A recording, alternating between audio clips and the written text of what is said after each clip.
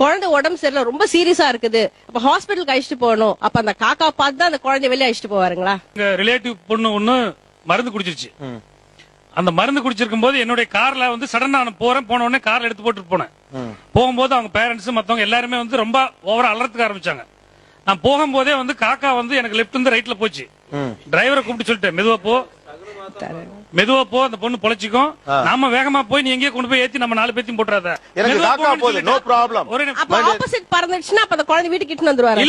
இல்ல ஆப்போசிட்ல போனா அந்த குழந்தை பொழைக்காதுங்கிறது முன்கூட்டியே கஷ்டம். நான் ஒரு டாக்டர் சார். ஆக்சுவலா அவர் சொல்ற மாதிரி நேரம் பார்த்து நல்லா பார்த்து என் பேஷண்ட் பார்த்தனா என் பேஷண்டோட சர்வைவல் ரேட்டே கொஸ்டினபிள் ஆகும். ரொம்ப பேத்தட்டிக்கா இருக்கு. ஒரு பேஷண்ட்டுக்கு ஹார்ட் அட்டாக் எம்ஐ வந்ததுன்னா வித்தின் 3 ஹவர்ஸ்க்குள்ள பேஷண்ட் ஹாஸ்பிடலைஸ் பண்ணி த்ரோம்பலைஸ் பண்ணணும் சார். இங்க மாதிரி நல்ல நேரம் பார்த்துட்டு 3 ஹவர்ஸ் தாண்டிட்டாங்கன்னா த்ரோம்பலைஸோட எஃபெக்டே போயிடும். என்னோட பர்சனல் எக்ஸ்பீரியன்ஸ் ஒன்னு இருக்கு மேடம். ஐ டயக்னோஸ் ஒன் அப்பெண்டிசைட்டிஸ். சின்ன பையன் 17 பையன். இன்னும் நினைச்ச கூட வருத்தமா இருக்கு. வெரி க்ளோஸ் ஃப்ரெண்டோட பையன். ஆக்சுவலா 17 வயசு அவனுக்கு. டியூஸ்டே அப்பெண்டிக்ஸ் டயக்னோஸ் பண்ணி எனக்கு ஆபரேஷன் தியேட்டர் ரெடி பண்ண அன்னைக்கு நைட். அவங்க வீட்டுல இதே மாதிரி ஜாதகம் பார்த்துட்டு டியூஸ்டே நல்ல நாள்ல வெனஸ்டே பண்ணான்னு சொன்னாங்க. அன்னைக்கு நைட் அந்த பையன் அப்பெண்டிக்ஸ் ரப்சர் இறந்து போனான். உங்க ஜாதகம் அந்த பையனோட வாழ்க்கையை விளையாடிடுச்சு மேடம். அந்த பாழாப்பண குடும்பம் அந்த ஜோதிக டைம் நம்பி டியூஸ்டே நைட் ஏன் அப்பெண்டிக்ஸ் ரப்சர் அண்ட் டெத். அந்த வாழ்க்கைக்கு நீங்க என்ன மேடம் சொல்ல கல் அல்லது நீங்க சொல்ற இந்த நேரம் எதுக்காவது ஒரு எவிடன்ஸ் பேஸ்ட் புரோட்டோகால் இருக்கான்னு கேட்டா இல்லை, முட்டை. இதுதான் அடிப்படையான உண்மை சார். எது உண்மை எது போய் வேறுபடுத்த தெரியணும்.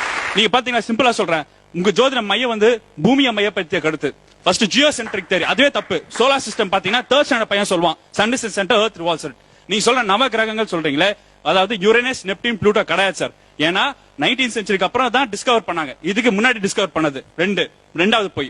மூணாவது போய் சூரியன் வந்து நீங்க கிரகம் சொல்றீங்க, அது நட்சத்திரம். 4வது போய் நிலா வந்து துணைக்கோள், அதுவும் கிரகம் கிடையாது. இது 5வது போய்.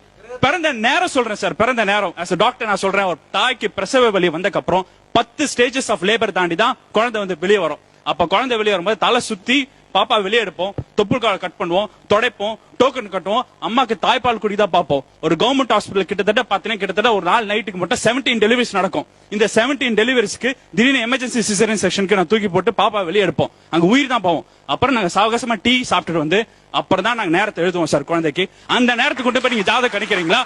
2வது கொடு. அப்புறம் லோக்கல் டைம் இருக்கு, இன்டர்நேஷனல் டைம் இருக்கு. லோக்கல் டைம்னா நம்ம கல்கட்டால ஒரு டைம், மெட்ராஸ்ல ஒரு டைம். நீங்க பாத்தீங்கன்னா ஒரு இந்தியன் ஸ்டாண்டர்ட் டைம்ல ஒரு டைம் ரெஃபரன்ஸ் கோட் பண்ணி 4 minutes 8 minutes டிஃபரன்ஸ் இருக்கும். இன்டர்நேஷனல் ஜியோமெட்ரிக் மெரிடியன் பக்கம் ஒரு டிஃபரன்ஸ் இருக்கும். அப்பனா அடிப்படை கருத்து தப்பு. அது பண்ண கிரகங்களும் தப்பு.